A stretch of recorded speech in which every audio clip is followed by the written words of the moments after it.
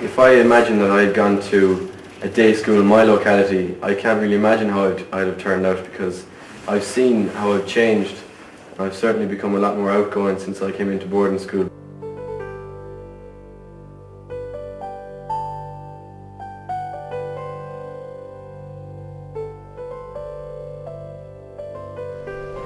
The St. Munchin's College that you see here today is located on the banks of the Shannon in Corbally, which is a suburb of Limerick. At this stage, the beginning of the 21st century, the boarding school is being phased out. Well, I think you kind of feel sort of privileged, I suppose, to be part of a long tradition within the school. As a member of staff, you know, you have an opportunity, I suppose, to give your life to education, as many previous staff members would have done. And you're part of that now. You're in here and you're part of that group. I feel proud to have been part of this college because it has such a distinguished history. As Conor mentioned, it was founded in 1796, and 200 years is a long time for any school to be open, and it shows how remarkable the school is that it has survived that long. And I feel proud to be one of the last classes to leave this school as a boarder.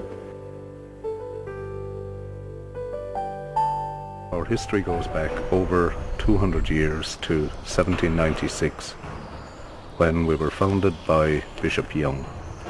There is an account written by him of the way in which the college came to be. The colleges which the Irish nation possessed in France and the Netherlands being all annihilated by the destroying power of the impious French Revolution, it became necessary for the continuance of the mission in this country to establish schools for logic and theology at home. For this purpose, a house was taken in Palmerstown in the parish of St. John in the city of Limerick in the year 1796 as a seminary for the education of such of the Diocese of Limerick as may have a vocation for the church. I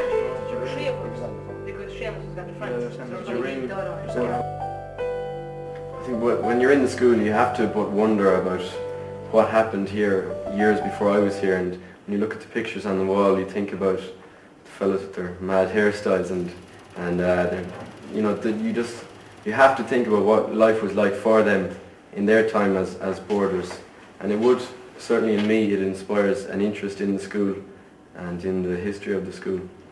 When we came in first year, we were celebrating the bicentenary of the school, so that kind of evoked a lot of history within the college, and there were a lot of celebrations, learning about history.